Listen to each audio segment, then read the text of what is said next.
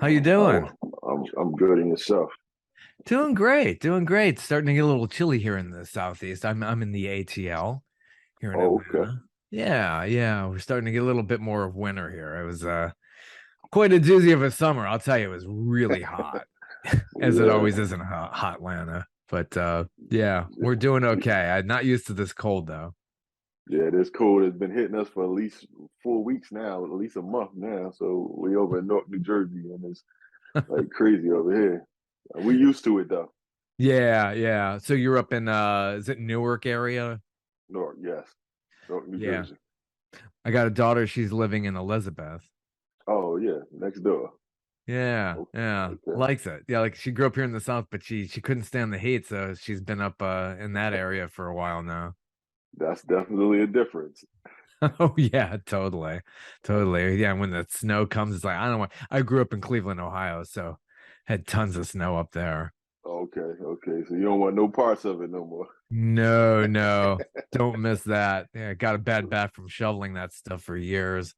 Yeah, I can understand that. I try to do all my vacations away from anywhere hot, just anywhere hot. I love hot weather. I don't like the snow, but because I run the business here and everything, it just makes sense for me to stay here. But I'm definitely having thoughts about, expanding other places. Yeah, Miami doesn't look too bad right now. I mean, you just deal with the I, hurricanes every now and then. right. My wife is from Texas. Well, she's from Baton Rouge. Oh, So she's been trying to get me to move down to Texas because her mom and them is in Texas. And it's like, I went down there to visit a couple of times and you used to get off the plane and the heat hits you like, I'm like, whoa, what is that?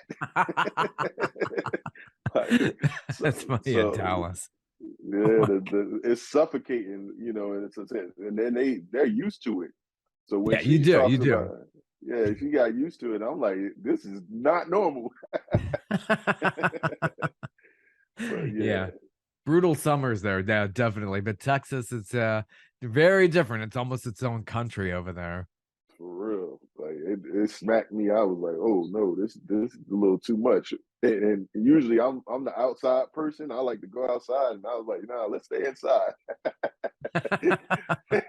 Stay under the air. But Yeah, it doesn't get any easier as we start putting on the years. It just gets a little harder with the weather and things like that. So that's why so many go down to Florida. But yeah, yeah, that's a whole different story there. yeah, man. How are you though? Good. Hanging in there. I've been doing this podcast. I think we're now going into our third year. So I talk to Nice. folks like you, trying to get more on the radar.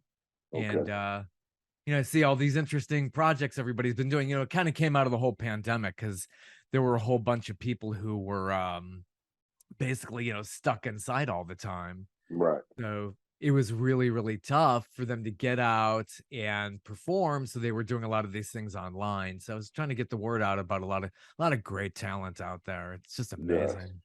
Yes. I mean, it put a stifle on a lot of things that we were doing with the organization. I didn't close my doors though. Like Good. we worked through the whole COVID situation, and just really became a staple in the community even more because we were able to survive different ways online, like in that manner as well. So it actually grew us because we were used to having in-person stuff, and now we're in person and do online stuff. So it's like, wow, some greatness came out of that as well. So Yeah. So what is the name of your center and how long's that been going? the Hub Arts and Trauma Center, Hub with two B's, it stands for Help Us Become Better. And we've been doing this work for 16 years, nearly 17 years now. Cool. Yeah. The beautiful part about it is the center is in the middle of, it's in the central ward of North New Jersey, but we built it in a place that's notoriously known for negativity, Prince Street. And we took a dilapidated space and 9,000 square feet and turned it into a haven for the young people to grow up in. And literally, like I just had a young person the other day come that get ready to graduate college and stuff, and I had him since he was a little kid, right? So it's just beautiful watching them grow and out of this become successful and then want to come back get what they, give to what they've gotten from us. And that's just the beautiful success stories for me, knowing that, I grew up in the Boys and Girls Clubs, and today, not taking anything away from them, but it's not enough today, right? Yeah. It's, to me, it's a little over commercialized and not really focusing on the problem that our young people are facing. And that's what kind of really stemmed me to do this differently. Like, I knew what I got from the Boys and Girls Club, but I also knew what I was missing as well. So I wanted to build a place where utilizing the arts would save my life. Music saved my life. Oh, So totally. I really believe that if I didn't have the skills and talent to rhyme and stuff like that, and I was like a neighborhood celebrity with my friends, and I hung around with all of the bad dudes, so I stayed out of trouble. But music kind of really kept me engaged and out of trouble, you Yeah. know. So it really saved my life, and I attributed it to that. And now I wanted to build this place where not only just the music, but the arts itself can help save other young people. And we've been doing it here in this space for the last 11 years. Cool. Cool. How do you Yeah. get your funding? Do you get a lot of contributions? Are they all big and small? The funny part, we just had a conversation yesterday about that. We didn't get our first real piece of funding until 2017, and Mm, we started in 2006. So it was rough. It was yeah. rough, but we had a lot of people that just really bought into the idea of what we was trying to do. I'm very passionate, and of course, I use the music business as a way to, relationships and leveraging. Just because I was good at that, and I knew how to attract people in that manner. So I was always socially friendly to get people to help out and volunteer. So we survived those years with no real funding, but then once we, finally got some funding, it started happening even more after that. So we're in a great place now. From 2017 to now, we've got a lot of state funding, city funding, and really able to keep the doors open now instead of coming out of my pocket. Yeah, yeah. And that's just gotta be so stressful to think, money's the biggest stress out of everything to try to keep it going. So, yeah, Yeah, it's gotta be really yeah. tough. I mean, it's still a fight, convincing the narrative that like we can do this work. Like I'm part of a collective, a Brick City Peace Collective, right? And it's all about community-based violence intervention and the shared public safety, right? And how Yeah. the community plays a part in the safety of our communities, right? And this little black boy from Newark was in the White House last Thursday, meeting with them, and they literally made community-based violence intervention a line item in the president's budget, right? So that to me says like we've been doing the hard work. We fought to really change the narrative and funders to understand the work that we do is very important. And now, President Joe Biden just allocated like $5 billion across America for community-based violence intervention. So that's huge. It's a huge win for us. And now we can expect those dollars to be able to help save ourselves. Yeah, it's a whole community thing. It really is. Yeah. It's all, everybody's got to be in on this. We've had these issues here in Atlanta, just Mhm. so much violence, Right. and really, really young kids were Right. murdered on this one bridge near where I work. And, Wow. they got out last night and they were talking about doing things like this. Everybody's got to watch out for one another. And, Right. these community based things are so important. And, it's the idle hands. It's got to be the idle hands that just, get people in trouble. No, absolutely. And we just got to do more educating. And for me, the idea of taking entertainment and using that as a tool, the Yeah. arts, and using that as a tool to get them in a safe space, right? And then, when they're in the safe space doing what they love, you can then teach them, right? Yeah. So our models is entertain, educate, empower, right? So Yeah. the entertainment part is all about the arts, utilizing that to draw them in. Once we have them, we can educate them, right? We can give them the financial literacy, health and wellness, grooming and self-efficacy, mentorship, all of those things. But for me, Absolutely. the empowerment part has really become the thing to really create sustainability, because we teach them to peel back the layers, right, and find out what's really where the harm is really at, right, and from that you can start a healing process, right. It's one thing to not even identify with trauma, right, and so many of us go through life not identifying, well, that's trauma, and sometimes you got to name it, you got to call it what it is so that you can face it, right. I teach the young people that the healing is in the womb, right? Sometimes you got to go and face it head on just to be able to identify with it, accept it, and to be able to figure out ways to heal from it. But if you never face it, you can't heal from it, right? You can't even Yeah. admit that it exists. There's no way to heal from it because you're going to keep perpetuating this this uh this way of uh victimization, right? Yeah. And not really calling it that, right? Yeah. We all been victimized, and it's okay to not be okay. You just can't stay stuck there, right? Yeah. That's Yeah. the thing, and teaching them coping skills on how to be resilient after it. We're resilient people. We've survived a lot, right? But we got to tap into that, and we're so used to maladaptive ways, and unfortunately, it gets us in trouble and making bad decisions. We got to change that. Yeah, that's where it really needs to change, Yeah. and doing that or kind of an organization is so good for you. So, growing up, how was it growing up there? You were always in New Jersey? Yeah, Newark, New Jersey, born and raised. I mean, the Essex County area, but Newark was like home base. I lived in Irvington, East Orange, and Montclair, all of those places. Yeah. But Newark has been the solid foundation for me, and it was rough. And it was rough growing up. The temptations, because you've seen the poverty, you've seen the drug dealers, you've seen the gangs, you've seen all of those things. But like I said, music saved my life, right? Yeah. I had a talent that, kind of kept me focused on other things. And even though I was that social kid that was friends with everybody, my brothers was out there. Like I'm the middle child, and my brothers were uh, they were Yeah. straddling the fence. You get They were lost in the doing. shuffle that way being the middle kid, yeah, it's Yeah, absolutely. And I just stayed focused on music. Right, there yeah, was the thing that allowed me to be able to talk about some of the issues that was going on, share it in funny ways, and sharing in the ways that the people that didn't know exactly what was going on with me got to understand it in the way, in my creative way, right? So yeah, I really attribute music saving my life, you know, yeah. Who and did you discover growing up? Who was really inspiring you?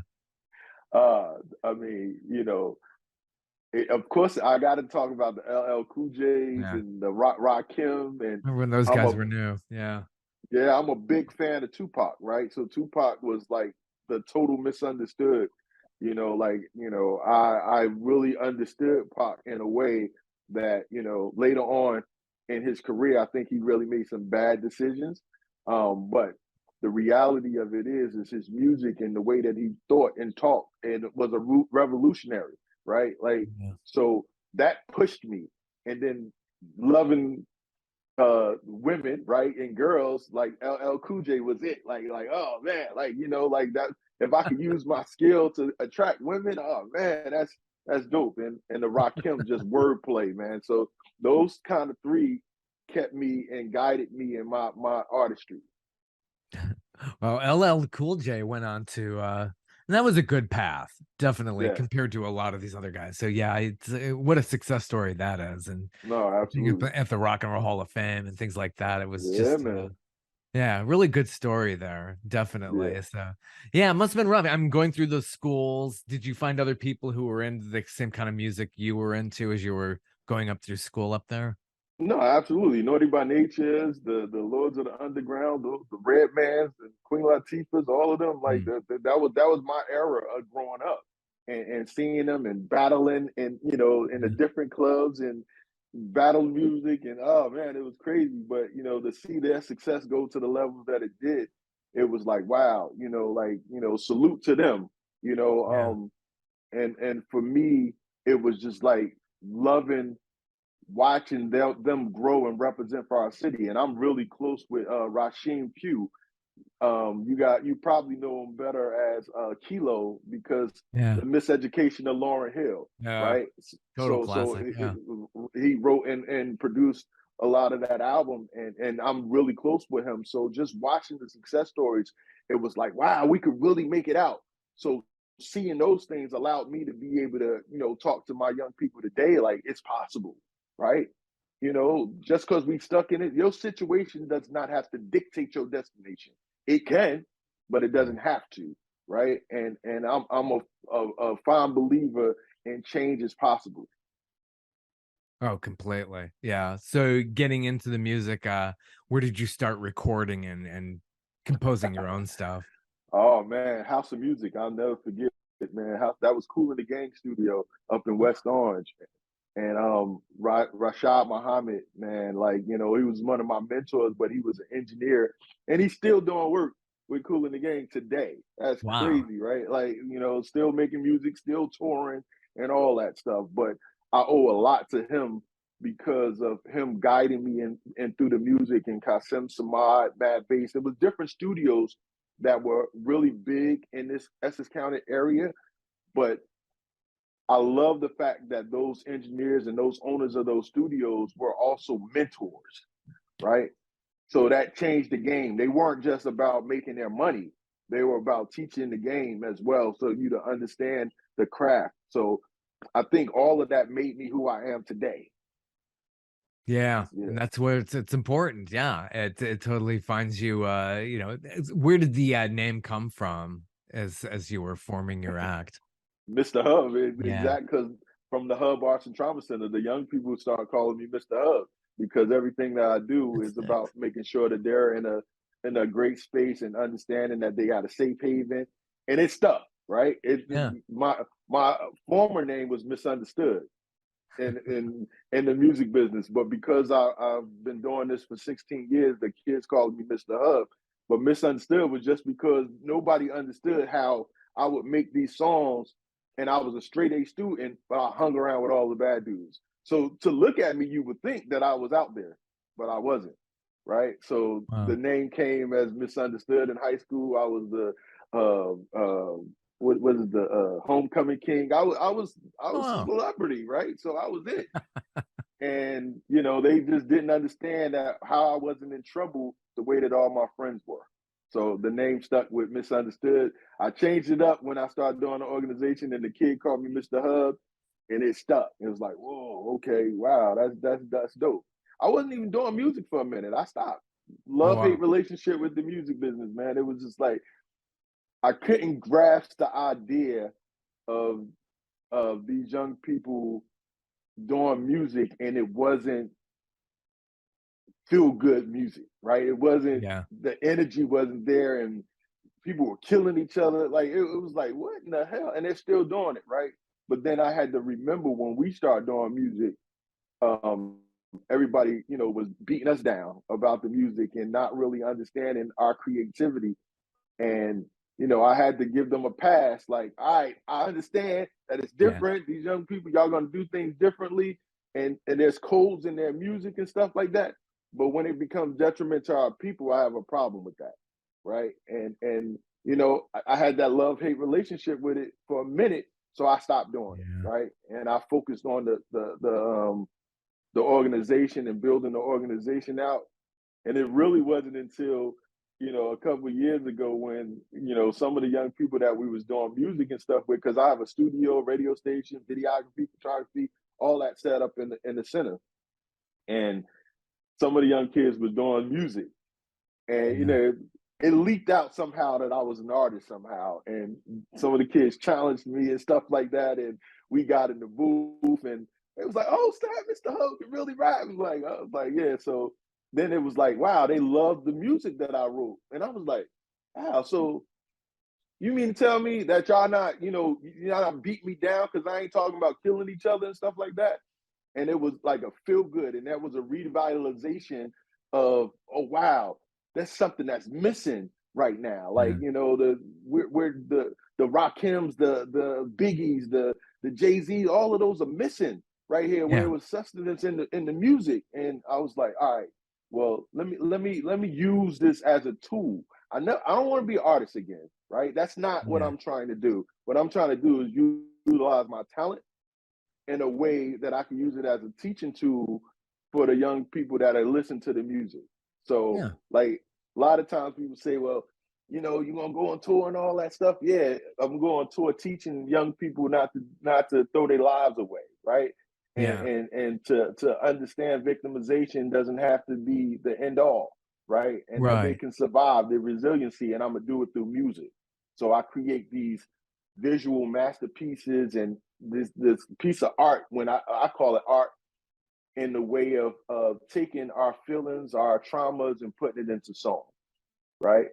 Yeah. It's good to mix the two and mix the Yeah, creativity and the social aspect together. And they're finding inspiration in that. absolutely. Inspired. My mother used to always say, uh, perceive it, believe it, and achieve it. I grew up with that, man, and it was like, wow, okay, so got to make it clear, So how do you make it clear? How do you paint the picture so Yeah. people understand it? And music has always been a universal language, So if we could put it in a way that they understand it and see it in this form, then maybe it can translate into some positivity, and that's what we're hoping for. Yeah. Yeah. Totally. So the big thing out now is you have a new single.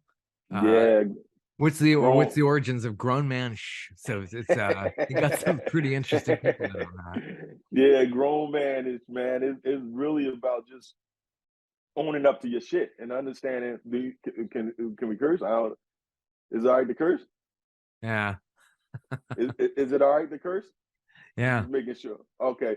So it was Oh yeah. about just owning up to your stuff, man, and, Yeah. and making sure that we all made bad decisions. We've all made some mistakes in our life, but it doesn't have to determine your life and your end result.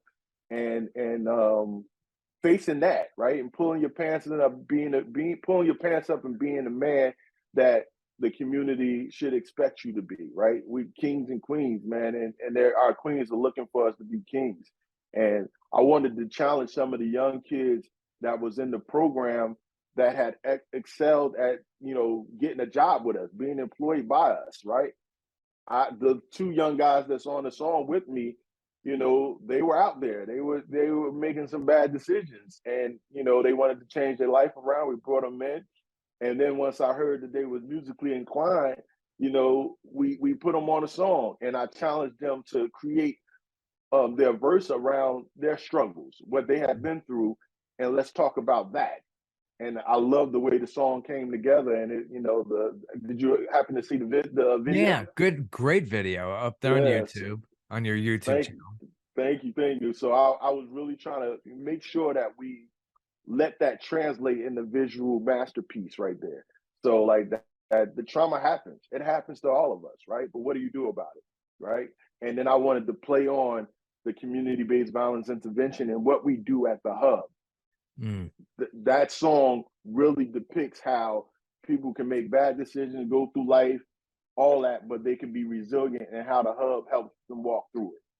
Yeah. Was that all shot at the hub over how many days, or was it just one Yeah, day? we actually shot it in one day, but it's all Yeah. around the hub. Yes. Yeah. It's a good Yeah. promo. That's a Thank, good promo for the thank you. Like, yeah, where is that? Yeah, that's cool. Right, right, right. And I was trying to be very strategic with that. So was that somebody like involved with the hub who directed that and edited and got it all together? Yeah, well, they actually do some teaching and stuff for us. He has his own organization, but as we get more funding, I'm going to hire him to come in and do more teaching like that. But I have a lot of the young people now that are really interested in learning how to do it. So a lot of the new videos that we do and the promotions and all that stuff are being done by the young people. Yeah, yeah. It really helps get the word out. You got to get on the socials and really distribute this thing and Right. making more people aware, which could probably get you more funding, people who really want to Absolutely. be involved. That's the plan, man. That's the plan. I'm like I said, I'm part of this network, so I'm doing a lot of work in Baton Rouge and Orlando right now. So we're putting this tour together that we can take the kids from Newark and Baton Rouge and Orlando and have them make songs and stuff together. And it's like a Live for Something tour that we're doing. Mm. And we're gonna use that, yeah, but of course, we gotta have these outlets like yourself, and thank you for having us. But outlets like you guys that expand our network, right? Expand our viewership, so people really understand what we're trying to do here. Yeah, that's important. Is it's getting the word out. And it's hard because like just about everybody's got these computers. Everybody can Right, get on TikTok and all this stuff. So right, hard to compete. It's nice to, get easy distribution, that's for sure. right, Especially when right. you want to get your music out there. So are we able to see you on all the socials and then like Spotify, all your music, that's all easily available through your site? Right. That hub life is the key. You know, everything is going through that hub life with two B's. And the social media, all platforms are under that. And we're doing a lot more marketing and promotion. I just hired a firm actually to do the promotions and stuff. That's how I got you. Mm, Right. So we're taking the steps to really push us out there and utilizing relationships and leveraging those relationships into more viewerships that will hopefully turn into more donors and participants to help out.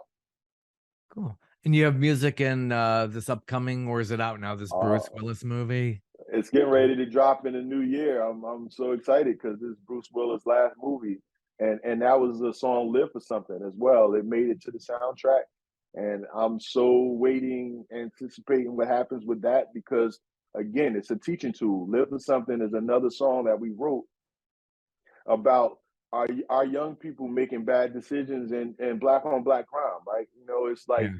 it's easy to talk about what somebody else doing to us, but what about us? What are we doing to each other?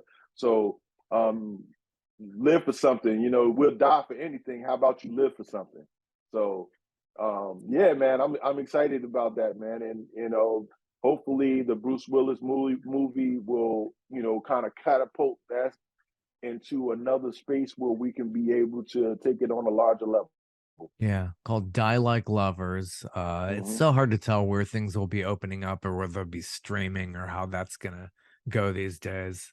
It's really Right tough. there, because it's the last his last movie. They've had to make some changes and some edits, and and they're getting ready for this big push on it. So I'm excited about that. Yeah, live for something. We'll be looking for that. I'm sure fits it well, and that's exciting to be part of that soundtrack. That's got to be. Absolutely. When did you hear about that it was going to make the soundtrack? Oh man, this was the beginning of last year. I want to say no, it was actually the middle of the year. It was actually the middle of the year, around May or June, and we got the email like they was interested in the song and they was listening to it. And Mm, actually, from my organization, we got two songs on it, right? yeah, One my other artist Penelope and my song, Penelope. and I Yeah, was like, yeah, I'm like, oh snap! Like, so I got really excited. Like, two songs making it on this, like, that's unheard of. So from a little organization like us, and we got two songs on Bruce Willis' last movie. Like, it's crazy. very cool. That's a great accomplishment. You got a lot of trophies, awards back there. That's is it all yours or part of your family's? Well, it's the organization because I'm in the center right now, You're the and center. what we used to do is the Healthy Olympics. For many years, Newark consists of 5 different wards, and we used to have all of the wards compete with the childhood games like basketball, kickball, volleyball, scooter racing, and all that. And the wards compete against each other. And you see the Central Ward where I'm from, we won it a couple of times. So like, different wards won, but I kept them all here so that we can really celebrate the Central Ward and the wards and just really being in the community and doing this work with keeping kids out of trouble, but doing something positive. Nice, nice. Yeah, a lot of accolades there. That's good stuff. So, anyone you became a certified advocate, mental health advocate. Was that a special certificate you had to work for? Yeah, I'm a victim. I'm a victim advocate. I mean, because of some of the traumas that I've been through in my life, like I wanted to do more to help people not be in the same situation that I've been and to fight for them. Because I know what I always wanted. Even though I was a neighborhood celebrity, even though I was a straight A student, I had dealt with some trauma in my life that I wanted somebody to fight for me for because I didn't know. Again, not identifying with trauma, not knowing that that was trauma. I wanted somebody to fight for me, and it just didn't happen. And I grew up making some really bad decisions because I didn't know that I was dealing with trauma. And so, as I was doing this work, unfortunately, a friend of mine, Sir Isaac, was murdered, and that kind of like really threw me through a loop to the point where I was depressed. I was really feeling like, what's the sense of doing this work if Yeah. keep losing friends and blah blah blah blah blah. So I decided to do something about it, and I went and got trained with the classes, and now I fight. I fight with a legal backing now to be able to help people through their processes. So I'm certified victim advocate. I'm a commissioner for the Martin Luther King Commission in New Jersey. So, I just want I just want my dash to stand for something. When God finally take me away from here, I want people, my children, my young people to know that I lived my life for something. Yeah. I lived my life for something and that you can as well. Like I want it to be purposeful, right? And everything that I'm doing now in life is I done made enough bad mistakes for other people, right? I just didn't get caught, right? Right. And those are the situations that like I fight that much harder to make things better because of some of the things that I was a part of. My eyes shouldn't have seen, I shouldn't have been a part of. God blessed me to not pay for it in that way. So I live my life to give back. Yeah, yeah, you learn from that as the years go on and build on that. And there's Absolutely. something to be said about being wise as Yeah. you're getting older.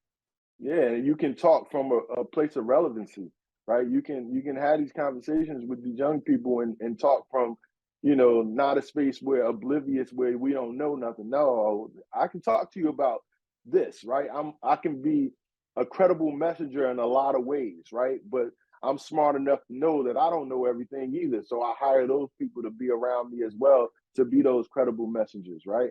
So now the key to me with these young people is being relevant, right? It's being relevant and being able to have a conversation with them. And you can't really have a conversation with them if they're not feeling safe, right? They don't trust you if they don't feel safe.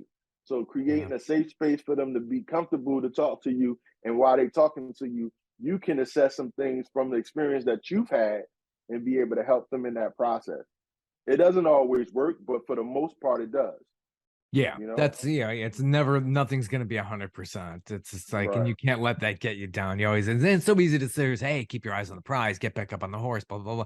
It's tough, but Yeah, you got to find that inner strength, and that's how that to carry on and to really no, believe in your absolutely, mission. absolutely. It's really hard right now. Last week, I lost a 16-year-old to he was murdered, Mm, and and he grew up here in the hub, and that this shit's hard. It's hard. It's hard, man, because you can't save everybody, man, and yeah, it's like in my 16 years of doing this, I lost now him would make 7 kids. Like so I'm happy that it's not way more, but yeah, everyone counts, right? yeah, Each one of them hurt, and it's just right. like, damn, I wish I could have saved them. I wish I could have saved them. And Yeah, I'm realizing that I'm not Superman, that all I could do is put ourselves in a position to give them a space that they safe in, provide them with programming, provide them with mentorship. You know, we change the game a little bit. We call it interest based mentoring. So we figure out the things that they like and use that as a way to mentor them through. Um, and can't save everybody. yeah, just got to keep the faith, no matter what that is. Absolutely, That's you clutch onto that, and you just hope that's yeah, one is too many who get murdered or they murdered somebody. It's just absolutely. It's a lot. it's terrible, and especially these days. I don't know if it's kind of post COVID that things are happening, especially like where I'm at here. It's just heartbreaking every time you turn around. Somebody's getting murdered or somebody murdered somebody, and gosh, even police officers too. I mean, Yeah, in the line of it's fire. real. It's real. Gosh. It's so real. When you think about COVID, man, I sit back and I think like, you know, just just just ride with me for a second. If Yeah. you don't understand trauma, you don't identify with it, so you're not accepting it as such, right? And then you're now locked in Yeah. with your abuser, right? And can't Yeah. escape. So that's exacerbated, right, to a whole nother level. And too many situations have been like that, right? Where now I can't even get away. So I got to deal with it. So that's more stuff that's going in. And then when it's finally released, like people react in so many different ways and don't know how to deal with it. So I'm always about training. I'm always about, getting some understanding for these young people and their families, because you can't blame somebody for what they don't know, right? That's another part, is about teaching the families, teaching the parenting skills, right? Because we're growing up. And I keep going back to my own situation, but growing up in this household where, the abuse is happening, Mm. right? Abuse is happening and you don't know how to deal with that, right? And Totally. my mom was abused, right? Which you knew She from. right. And unfortunately, every time I say this, I hesitate because I never want my mom to feel like, I'm blaming her, right? Yeah. But I think she taught me and my brothers to accept Yeah. less than, right? Yeah. Because she kept staying with this guy that would beat on her, right? And it was like, what are you doing? Like, Yeah. mom, like, you know, and what I've noticed is that me and my brothers grew up accepting women in our lives that, didn't totally have our best interest. And the pattern was Right. accepting it because that's love. No, that's not love, right? Mm-hmm. But what we were Interesting. taught that, right? Yeah. But that same teacher, my mom taught us all these other things. Like, we teach people how to treat us by the things that we accept, right? Mm-hmm. But here it is that you allowing this guy to do this, and we're seeing it, and we're part of that residue, Yeah. right? Yeah. That trauma happened in our lives too. It didn't just happen to you; it happened to us too. So I want to teach more about that and teach these parents to understand their worth, right? Yeah. Yeah. Because their children are watching. Yeah. They Their are. They children absorb are it. they absorbing it all and Mhm. understanding more than you think, right? Oh So we yeah. have to be careful about that, right? So all of those things, man. I just want the hub to be a place where we can get those trainings and learning how to care for ourselves enough that it becomes contagious and infectious to other people, right? That you are somebody, that you are great, that you can be something. Like, because too many times we're taught that we're not, that we can't. And, practice makes perfect even when it's wrong. You Yeah. get so good at doing something wrong that you start believing that is right. And that's not good, you Yeah, know? that's a tough cycle to break. And yeah, it's about having that confidence, the self-esteem. It's like you're better than that, but it's hard when you have been so programmed for so Right. long. Right. To not even think that you're better than that, right? That Yeah. this is just life, right? This is Right. what I'm supposed to do. No, you're not, right? And that's why, again, it's so important to take these young people outside of their norms, right? Show them a different side of life. Let them experience life, so then you can actually make a decision from that. Then, right? Yeah. Like, oh wow, I've seen this. I'm dealing with this, but I want that. Yeah, but what is that if you never see it, Right. Right. That's right? what So it so does. yeah, so I mean, it's hard, but somebody's got to do it. Yes. And it's Somebody, good. And you're finding, you're gonna leave the world a better place than when you found it. And if you've done that, you've done your mission. You've done your, it's good to be remembered for all the great things and having that legacy. right? Like, I'm so hell bent on just making sure that we help us become better. Simple, Yep. you know, simple. Like, if I change one child, and I've done our job, and I know we've touched thousands and thousands and thousands of kids that have come through our program, their parents that have come through the program or have participated in any program services or events that we've done over the 17 years, because I've always done everything that we've done out of love. It's always been love first. I've never let money lead me. So it's always been genuine. And now, because of that, I'm very intentional about what I do. I'm very intentional about who I hire, just so that we create the experiences that people walk away changed. Yeah. Yeah. It's really what matters. It does. Yeah, man. Yeah. Yeah, man. Good stuff. So where can we find you on the web? Everything is thathublife.org, that hub life on all social media platforms. THTHUBB LIFE. I had to think about it. That hub life. Yes. Cool. Cool. Well, best wishes to you. It's been really wonderful hearing about your organization, your music. Thank you. 23 is going to be a really good year, sounds like. Yeah, And I'm so looking forward to it, man. So looking forward to it. yeah, especially a movie with Bruce Willis. Hopefully that gets into theaters and stays there for Yes. a while. And the soundtrack does well. Let's hope for Yes. all that. Yes. Thank you so much, man. Thank you for the platform and for having a platform for us to be able to showcase what it is that we do and how we do it. Thank you. Thank you so much. Take care. Best wishes. Best wishes to you as well.